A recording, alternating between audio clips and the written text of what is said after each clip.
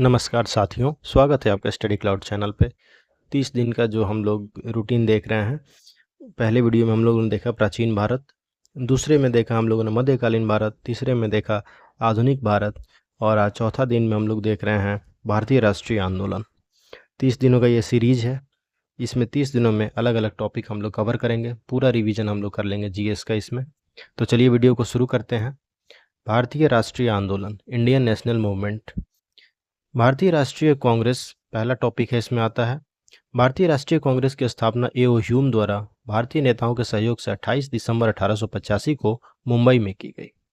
स्थापना हुई 1885 में ए.ओ. ह्यूम द्वारा। कांग्रेस के संस्थापक ए.ओ. ह्यूम का पूरा नाम था एलन ऑक्टेवियन ह्यूम। वह अवकाश प्राप्त ब्रिटिश अधिकारी थे जो इटावा के कलेक्टर भी रह चुके थे। कांग्रेस का प्रथम अधिवेशन दिसंबर 1885 में बंबई में हुआ। इस प्रथम सम्मेलन की अध्यक्षता व्योमेश चंद्र बनर्जी ने की थी। डब्ल्यू.सी. बनर्जी के द्वारा पहले सम्मेलन की अध्यक्षता की गई। इस सम्मेलन में लगभग 72 प्रतिनिधियों ने भाग लिया था। पहले यह सम्मेलन पूना में होना था, परंतु वहां प्लेग फैलने के कारण यह बंबई में आयोजित किया गया। भारतीय राष्ट्रीय कांग्रेस का दूसरा अधिवेशन जो था 1886 का, वो कलकत्ता में हुआ और इसके अध्यक्ष थे दादा भाई नौरोजी। इनकी अध्यक्षता में की गई। इस अधिवेशन के अलावा वर्ष 1893 के तथा 1906 के अधिवेशन की अध्यक्षता भी दादा भाई नौरोजी ने ही की थी। इन्होंने 1886, 1893 और 1906 तीनों अधिवेशन की अध्यक्षता की थी। दादा भाई नौरोजी को grand old man of India के नाम से भी जाना जाता है। भारतीय राष्ट्रीय कांग्रेस की स्थापना से पूर्व स्थापित कुछ राजनीतिक संस्थाएं। बंगाल जमींदार सभा, लैंडर्स होल्डर्स सोसाइटी। इसकी स्थापना 1838 में होती है द्वारका नाथ टैगोर के प्रयासों से कलकत्ता में। ब्रिटिश इंडियन एसोसिएशन, इसकी स्थापना 28 अक्टूबर 1851 को कलकत्ता में हुई। इसके संस्थापक सदस्य थे राधाकांत देव, जो कि अध्यक्ष थे इसके, और देवेंद्र नाथ टैगोर, हरिश्चंद्र मुखर्जी।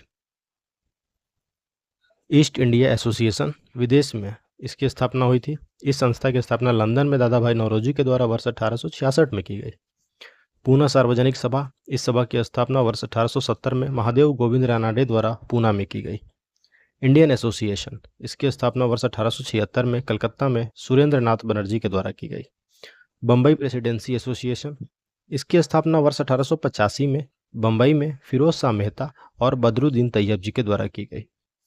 भारतीय राष्ट्रीय कांग्रेस के प्रथम मुस्लिम अध्यक्ष ये थे सैयद बदरुद्दीन तैयब। वर्ष 1857 में इन्होंने अध्यक्षता की थी। भारतीय राष्ट्रीय कांग्रेस के प्रथम अंग्रेज अध्यक्ष जॉर्ज यूले थे। इन्होंने 1888 के इलाहाबाद अधिवेशन की अध्यक्षता की थी। स्वराज्य शब्द का प्रथम प्रयोग दादा भाई नौरोजी के द्वारा 1906 के कलकत्ता अधिवेशन में किया गया। वर्ष 1907 में सूरत अधिवेशन में कांग्रेस का विभाजन होता है। इस सम्मेलन की अध्यक्षता रास बिहारी बोस ने की। वर्ष 1916 के लखनऊ अधिवेशन की अध्यक्षता ए.सी. मजूमदार के द्वारा की गई। भारतीय राष्ट्रीय कांग्रेस की प्रथम ब्रिटिश या विदेशी महिला अध्यक्ष एनी बेसेंट थी। एनी बेसेंट ने वर्ष 1917 के कलकत्ता अधिवेशन की अध्यक्षता की थी। वर्ष 1917 में जो कलकत्ता में अधिवेशन हुआ उसकी अध्यक्षता की थी एनी बेसेंट ने। महात्मा गांधी के द्वारा भारतीय राष्ट्रीय कांग्रेस के एकमात्र बेलगांव अधिवेशन की अध्यक्षता की गई, जो कि वर्ष 1924 में सम्मेलन हुआ। भारतीय राष्ट्रीय कांग्रेस की प्रथम भारतीय महिला अध्यक्ष सरोजनी नायडू थी। इन्होंने वर्ष 1925 के कानपुर अधिवेशन की अध्यक्षता की थी। वर्ष 1929 में कांग्रेस के लाहौर के अधिवेशन में पंडित नेहरू की अध्यक्षता में संपन्न हुआ, जिसमें कि पूर्ण स्वराज्य का प्रस्ताव पारित किया गया। प्रश्न आता है कौन से अधिवेशन में पूर्ण स्वराज्य का प्रस्ताव पारित किया गया और कौन अध्यक्ष थे इसमें? तो ये 1929 का सम्मेलन है, अधिवेशन है, जो कि लाहौर में हुआ था और इसकी अध्यक्षता पंडित नेहरू ने की थी। वर्ष 1931 के कराची अधिवेशन में मूल अधिकारों से संबंधित प्रस्ताव पारित किए गए। मूल अधिकारों से संबंधित प्रस्ताव कब पारित हुए? कराची अधिवेशन में वर्ष 1931 में। वर्ष 1937 में पहली बार भारतीय राष्ट्रीय कांग्रेस का अधिवेशन गांव फैजपुर में संपन्न हुआ। वर्ष 1939 के त्रिपुरी अधिवेशन में सुभाष चंद्र बोस ने गांधी जी के साथ मतभेद के कारण अध्यक्षता से त्यागपत्र दे दिया था। वर्ष 1939 में। वर्ष 1941 से 1945 तक द्वितीय विश्व युद्ध होने के कारण कांग्रेस का कोई भी अधिवेशन नहीं हुआ। वर्ष 1946-47 में कांग्रेस का मेरठ अधिवेशन जे.बी. कृपलानी की अध्यक्षता में हुआ। नेक्स्ट है, इसी में आता है टॉपिक बंगाल का विभाजन, स्वदेशी आंदोलन 1905। बंगाल के विभाजन की सर्वप्रथम आधिकारिक घोषणा 4 जुलाई को होती है 1905 में। जबकि 16 अक्टूबर 1905 को यह लागू हुआ। उस दौरान बंगाल भारतीय राष्ट्रवाद का प्रमुख केंद्र था। बंगाल का विभाजन लॉर्ड कर्जन के काल में हुआ था। उस दौरान बंगाल प्रेसिडेंसी में बिहार, उड़ीसा, पश्चिम बंगाल व बांग्लादेश शामिल थे। कर्जन ने प्रशासनिक बहाना बनाकर बंगाल का 2 भागों में विभाजन कर दिया। बंगाल का विभाजन लागू होने के दिन को शोक दिवस के रूप में मनाया गया। बंगाल विभाजन विरोधी आंदोलन के रूप में ही स्वदेशी तथा बहिष्कार आंदोलनों की उत्पत्ति हुई। जगह जगह विदेशी कपड़ों की होली जलाई गई। बंगाल विरोधी आंदोलन का नेतृत्व लोकमान्य तिलक, बिपिन चंद्र पाल और अरविंद घोष के द्वारा किया गया। विदेश में सैन फ्रांसिस्को यानी संयुक्त राज्य अमेरिका में क्रांतिकारी लाला हरदयाल सिंह ने 1913 में गदर पार्टी की स्थापना की। इसी में आगे है कांग्रेस लीग समझौता 1916। 1907 में विभाजन हो जाता है कांग्रेस में, और 1916 में कांग्रेस और लीग के बीच एक समझौता होता है। इस समझौते को लखनऊ समझौते के नाम से भी जाना जाता है, क्योंकि यह समझौता वर्ष 1916 में लखनऊ में भारतीय राष्ट्रीय कांग्रेस तथा मुस्लिम लीग के बीच हुआ। कांग्रेस के लखनऊ अधिवेशन में 2 प्रमुख ऐतिहासिक घटनाएं हुई। एक तो 1907 में कांग्रेस का जो 2 गुटों में विभाजन हो गया था वह फिर से एक हो गए। लखनऊ अधिवेशन 1916 की दूसरी महत्वपूर्ण उपलब्धि थी कि अपने पुराने मतभेद भुलाकर कांग्रेस और मुस्लिम लीग ने मिलकर ब्रिटिश सरकार के समक्ष अपनी प्रमुख राजनीति मांगें रखी। महात्मा गांधी और भारतीय राष्ट्रीय आंदोलन। राष्ट्रपिता महात्मा गांधी 9 जनवरी 1915 को भारत के स्वतंत्रता संग्राम का नेतृत्व करने के लिए विदेश से यानी दक्षिण अफ्रीका से स्वदेश लौटे, भारत की ओर लौटे 9 जनवरी 1915 को। इसी दिन प्रवासी भारतीय दिवस भी मनाया जाता है भारत में। इसी दिन 9 जनवरी को वर्ष 2003 से प्रतिवर्ष भारत में प्रवासी दिवस भी मनाया जाता है। महात्मा गांधी के नेतृत्व में भारत में किया गया पहला सत्याग्रह चंपारण सत्याग्रह था, जिसमें वर्ष 1917 में चंपारण जिले में किसानों ने नील बागान मालिकों के खिलाफ संघर्ष किया था। महात्मा गांधी ने अहमदाबाद के निकट साबरमती आश्रम की स्थापना वर्ष 1917 में की। गांधी जी ने वर्ष 1919 में यंग इंडिया एवं नवजीवन तथा वर्ष 1933 में हरिजन का प्रकाशन प्रारंभ किया। गांधी जी के द्वारा यंग इंडिया, नवजीवन तथा वर्ष 1933 में हरिजन का प्रकाशन प्रारंभ किया गया। 24 नवंबर 1919 में गांधी जी खिलाफत सम्मेलन में अध्यक्ष चुने गए थे। गांधी जी ने चौरी चौरा कांड होने के कारण इसके विरोध में अपना असहयोग आंदोलन स्थगित कर दिया वर्ष 1922 में। महात्मा गांधी को महात्मा की उपाधि रविंद्रनाथ टैगोर के द्वारा दी गई थी। महात्मा गांधी को सर्वप्रथम राष्ट्रपिता सुभाष चंद्र बोस ने कहकर संबोधित किया था। सविनय अवज्ञा आंदोलन की शुरुआत महात्मा गांधी द्वारा वर्ष 1930 में की गई। इसके तहत गांधी जी ने नमक कानून तोड़ने के लिए अपने 78 चुने हुए अनुयायियों के साथ ऐतिहासिक दांडी यात्रा 12 मार्च 1930 को साबरमती आश्रम से शुरू की। 6 अप्रैल 1930 को गांधी जी अपने अनुयायियों के साथ दांडी पहुंचे, जहां उन्होंने नमक बनाकर नमक कानून को तोड़ा। महात्मा गांधी ने भारतीय राष्ट्रीय कांग्रेस की केवल एकमात्र बेलगांव अधिवेशन जो हुई थी 1924 में, उसकी अध्यक्षता की थी। 5 मार्च 1931 को गांधी इरविन समझौता हुआ, जिसके तहत सविनय अवज्ञा आंदोलन को समाप्त कर दिया गया। गांधी जी ने एकमात्र द्वितीय गोलमेज सम्मेलन में भाग लिया था, प्रथम और तृतीय में नहीं लिया था। इस सम्मेलन में भाग लेने के लिए गांधी जी 27 अगस्त 1931 को बंबई से इंग्लैंड गए थे। गांधी जी को द्वितीय गोलमेज सम्मेलन से खाली हाथ लौटना पड़ा, क्योंकि उन्होंने मुस्लिम एवं दलितों के लिए पृथक निर्वाचन मंडल की बात मानने से इनकार कर दिया। गांधी जी के सत्याग्रह शब्द का अर्थ है सत्य की खोज और उसका आग्रह। गांधी जी ने अपनी आत्मकथा 1922 में जेल में लिखी सत्य के साथ मेरे प्रयोग, my experiments with truth, jail में ही लिखना प्रारंभ की थी। गांधी जी ने यह गुजराती में लिखी है। गांधी जी ने व्यक्तिगत सत्याग्रह के लिए विनोबा भावे को पहला सत्याग्रही चुना था। यह सत्याग्रह वर्ष 1940 में प्रारंभ हुआ था। महात्मा गांधी तथा अंबेडकर के बीच 26 सितंबर 1932 को पूना समझौता या पूना पैक्ट हुआ। महात्मा गांधी अपने जीवन काल में कुल 2338 दिनों तक जेल में रहे थे। भारत छोड़ो आंदोलन 1942 के दौरान गांधी जी ने कहा था कि यह मेरे जीवन का अंतिम संघर्ष होगा, और उन्होंने करो या मरो का नारा दिया। मार्च 1942 में गांधी जी ने दिल्ली में सर स्टैफर्ड क्रिप्स से भेंट करके क्रिप्स योजना को अस्वीकार कर दिया। इसके प्रस्तावों को गांधी जी ने पोस्ट डेटेड चेक की संज्ञा दी।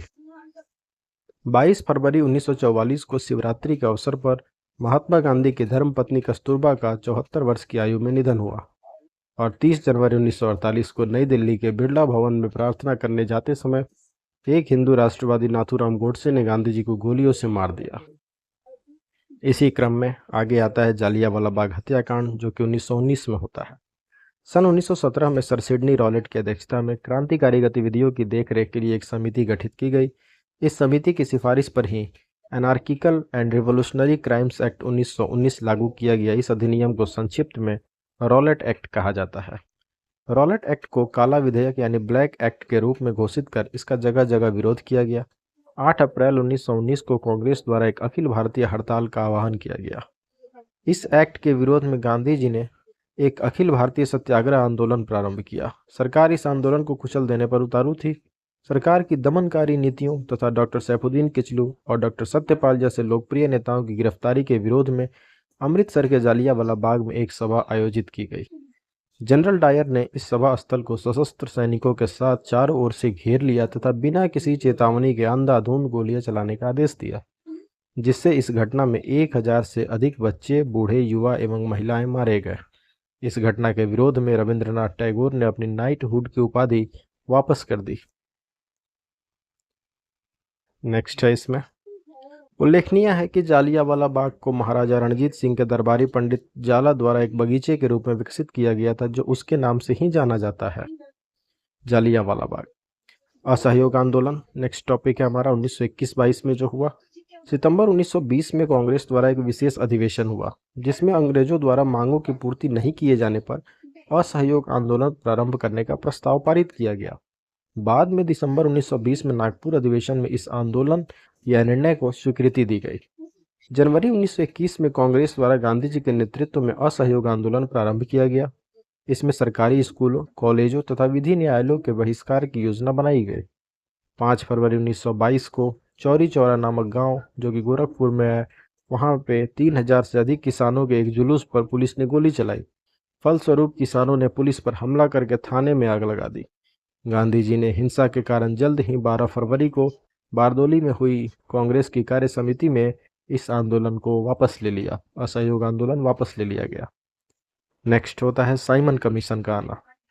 8 नवंबर 1927 को ब्रिटिश सरकार ने सर जॉन साइमन के नेतृत्व में भारत वैधानिक आयोग यानी इंडियन स्टैट्यूटरी कमीशन के गठन की घोषणा की। इस आयोग या कमीशन में अध्यक्ष के अतिरिक्त 6 सदस्य थे। अध्यक्ष अंग्रेज थे और इसके अतिरिक्त 6 सदस्य थे, जिनमें 4 कंजर्वेटिव पार्टी के तथा 2 लेबर पार्टी के थे, जबकि इसमें कोई भारतीय शामिल नहीं किया गया था। सभी के सभी विदेशी ब्रिटिश थे। कांग्रेस सहित लगभग सभी बड़े दलों ने इसका बहिष्कार करने का फैसला किया।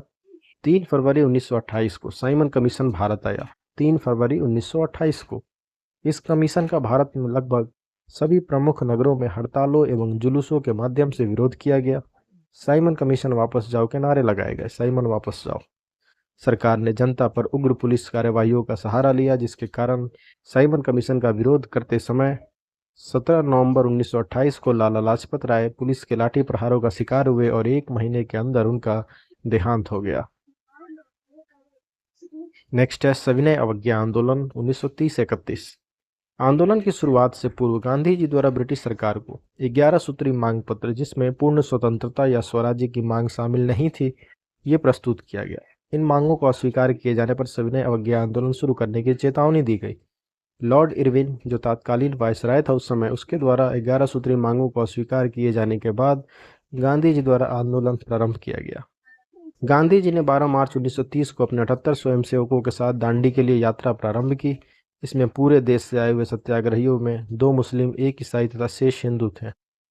इस यात्रा का प्रमुख उद्देश्य समुद्र तट पर नमक बनाकर सरकार द्वारा बनाए गए नमक कानून को तोड़ना था। यह यात्रा साबरमती आश्रम से गुजरात के तट दांडी तक 24 दिनों में पूरी हुई और 6 अप्रैल 1930 को गांधी जी ने समुद्र तट पर नमक कानून भंग किया। इसके बाद है गोलमेज सम्मेलन 1930 से 1932। प्रथम गोलमेज सम्मेलन होता है 12 दिसंबर 1930 से 9 जनवरी 1931 तक आयोजित हुआ। यह हुआ लंदन में और लॉर्ड इरविन के कार्यकाल में। प्रथम गोलमेज सम्मेलन में कांग्रेस ने भाग नहीं लिया। इस सम्मेलन में दलित वर्ग के प्रतिनिधि के रूप में BR अम्बेडकर ने भाग लिया। इस सम्मेलन में हिंदू महासभा के मूंजे तथा जयकर ने भी भाग लिया। इसके अतिरिक्त इंडियन लिबरल फेडरेशन के तेज बहादुर सप्रू, CV चिंतामणि सहित कुल 89 सदस्यों ने भाग लिया। द्वितीय गोलमेज सम्मेलन 7 सितंबर से 1 दिसंबर 1931 तक आयोजित हुआ। ये लॉर्ड विलिंगटन के कार्यकाल में हुआ। द्वितीय गोलमेज सम्मेलन में कांग्रेस के एकमात्र प्रतिनिधि के रूप में गांधी जी ने अन्य दलों के प्रतिनिधियों के साथ भाग लिया था। द्वितीय गोलमेज में गांधी जी ने भाग लिया। इसमें किसी भी मुद्दे पर आम सहमति नहीं बन पाई। गांधी जी ने मुसलमानों एवं दलितों के लिए पृथक निर्वाचक मंडल का विरोध किया। तृतीय गोलमेज सम्मेलन 17 नवंबर से 24 दिसंबर 1932 तक संपन्न हुआ और यह भी लॉर्ड विलिंगटन के कार्यकाल में हुआ।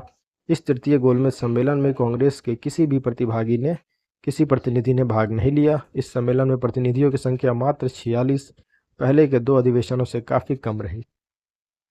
इसके बाद होता है गांधी इरविन समझौता या पैक्ट 1931। सर तेज बहादुर सप्रू, डॉक्टर जयकर तथा अन्य लोगों द्वारा लगातार प्रयासों के बाद सरकार तथा कांग्रेस के बीच समझौता हुआ, जिसके परिणाम स्वरूप गांधी और लॉर्ड इरविन द्वारा एक समझौता पत्र पर 5 मार्च 1931 को हस्ताक्षर किए गए। इसे ही गांधी इरविन पैक्ट कहा गया। गांधी जी और लॉर्ड इरविन के बीच एक समझौता साइन होता है 5 मार्च 1931 को, जिसे गांधी इरविन समझौता कहा जाता है।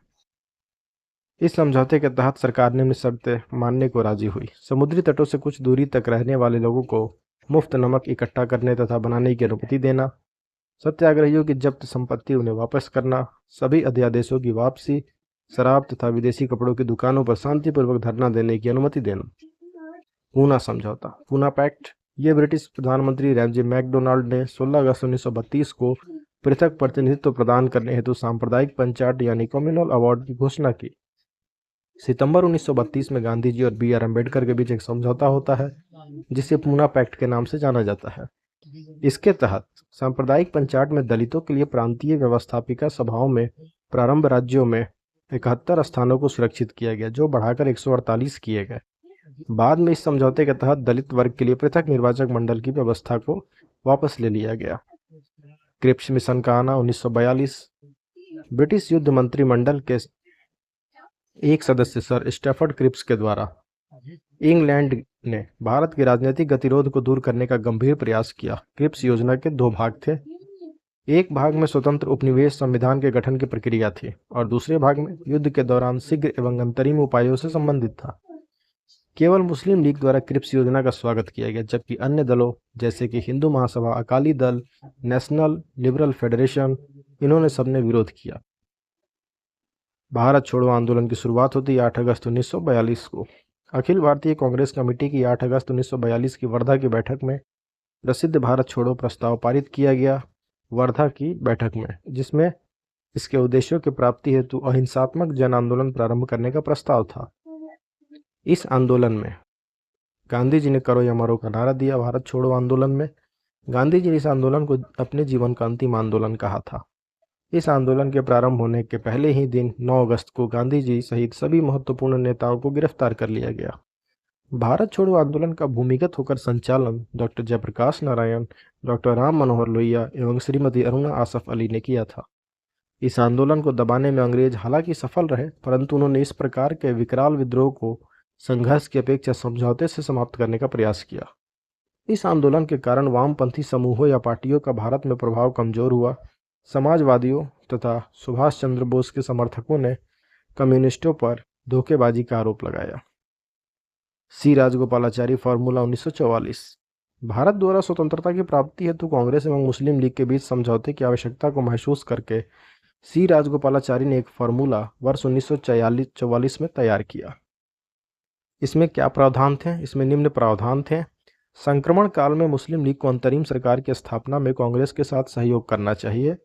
युद्ध की समाप्ति के पश्चात भारत के उत्तर पश्चिम एवं पूर्व के मुस्लिम बाहुल्य जिलों की पहचान के लिए एक आयोग का गठन किया जाए। पृथक होने की स्थिति में रक्षा, वाणिज्य एवं संचार क्षेत्रों में दोनों सरकारों में परस्पर सहमति हो। यह था सी राजगोपालाचारी का फॉर्मूला 1944। वेवेल योजना तथा शिमला सम्मेलन 1945।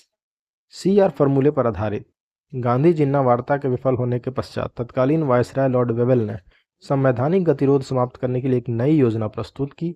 इसके तहत सभी प्रमुख भारतीय राजनीतिक पार्टियों एवं संबद्ध नेताओं का एक सम्मेलन शिमला में आयोजित किया गया 1945 में। इसमें कमांडर इन चीफ को छोड़कर कार्यपालिका परिषद भारतीयों के हाथ में देने का प्रस्ताव प्रस्तुत किया गया, जिसमें हिंदुओं तथा मुसलमानों को बराबर प्रतिनिधित्व देने की बात की गई। जिन्ना के नेतृत्व में मुस्लिम लीग के हट के चलते यह योजना विफल रही। कैबिनेट मिशन योजना 1946। वेवेल योजना के विफल होने के पश्चात भारत का राजनीतिक गतिरोध दूर करने हेतु भारत को शीघ्र स्वतंत्रता में मदद हेतु 24 मार्च 1946 को कैबिनेट मंत्रियों, जिसमें कि ब्रिटेन के नए प्रधानमंत्री एटली के मंत्रिमंडल के 3 मंत्री थे, उनका समूह भारत आया। कैबिनेट मिशन के सदस्य थे lord Pethick Lawrence, sir Stafford Cripps एवं एवी अलेक्जेंडर। कैबिनेट मिशन का मूल उद्देश्य कांग्रेस और मुस्लिम लीग के बीच समझौता कराने के लिए मध्यस्थता करवाना तथा भारत की संविधान सभा यानी कॉन्स्टिट्यूशनल असेंबली के गठन में वायसराय की मदद करना था। मुस्लिम लीग ने कांग्रेस और लीग की समानता पर जोर दिया तथा ऐसा नहीं करने पर कैबिनेट मिशन योजना को ठुकरा दिया। मुस्लिम लीग ने 16 अगस्त 1946 को प्रत्यक्ष कार्यवाही दिवस मनाया। पंडित जवाहरलाल नेहरू के नेतृत्व में 11 सहयोगियों के साथ 2 सितंबर 1946 को अंतरिम सरकार का गठन किया गया। प्रारंभ में इसमें मुस्लिम लीग के सदस्य शामिल नहीं हुए। वायसराय के प्रयासों से 26 अक्टूबर 1946 को लीग सरकार में शामिल हुई। सरकार में मुस्लिम लीग के सदस्य थे लियाकत अली, अब्दुल खंस्तर, गजनफल अली एवं योगेंद्र नाथ मंडल आदि। संविधान सभा की प्रथम बैठक 9 दिसंबर 1946 को हुई। माउंटबेटन योजना जून 1947। कांग्रेस और मुस्लिम लीग के बीच राजनीतिक गतिरोध को दूर करने हेतु ब्रिटेन के तत्कालीन प्रधानमंत्री एटली ने 20 फरवरी 1947 को एक घोषणा की कि ब्रिटिश सरकार द्वारा जून 1948 तक पूरी तरह से सत्ता भारतीयों को सौंप दी जाएगी। मार्च 1947 में लॉर्ड वेवेल के स्थान पर लॉर्ड माउंटबेटन को भारत का वायसराय बनाकर भेजा गया।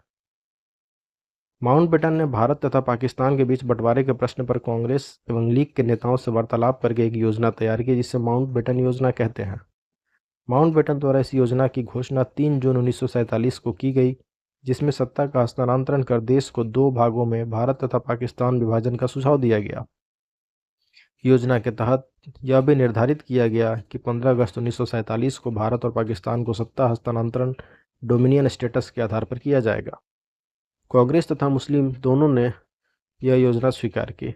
ब्रिटिश संसद ने इस योजना को कार्यरूप देने हेतु एक विधेयक जुलाई 1947 में पारित किया। भारतीय स्वतंत्रता अधिनियम 1947। माउंटबेटन की योजना के आधार पर ब्रिटिश संसद में जो 4 जुलाई 1947 को एक विधेयक पास किया गया, यह विधेयक 14 दिनों के भीतर ही 18 जुलाई 1947 को भारतीय स्वतंत्रता अधिनियम यानी कि इंडियन इंडिपेंडेंस एक्ट 1947 के रूप में पारित हुआ। इस अधिनियम के तहत 15 अगस्त 1947 को भारत को 2 स्वतंत्र डोमिनियनों में बांट दिया गया, एक भारत, दूसरा पाकिस्तान। ब्रिटिश क्राउन का भारतीय रियासतों पर प्रभुत्व समाप्त हुआ। भारत तथा पाकिस्तान दोनों के पृथक पृथक वायसराय बने। पाकिस्तान के प्रथम गवर्नर जनरल वायसराय जिन्ना बने तथा भारत के लिए माउंटबेटन ही बने रहे वर्ष 1947 से 48 तक। बाद में स्वतंत्र भारत के प्रथम भारतीय वायसराय सी राजगोपालाचारी बने, जो कि 1948 से 1950 तक बने रहे। नेक्स्ट वीडियो में हम लोग देखेंगे 5वां दिन, उसमें हम लोग देखेंगे विश्व इतिहास, world history. Thanks for watching. Keep supporting study cloud. Thank you so much.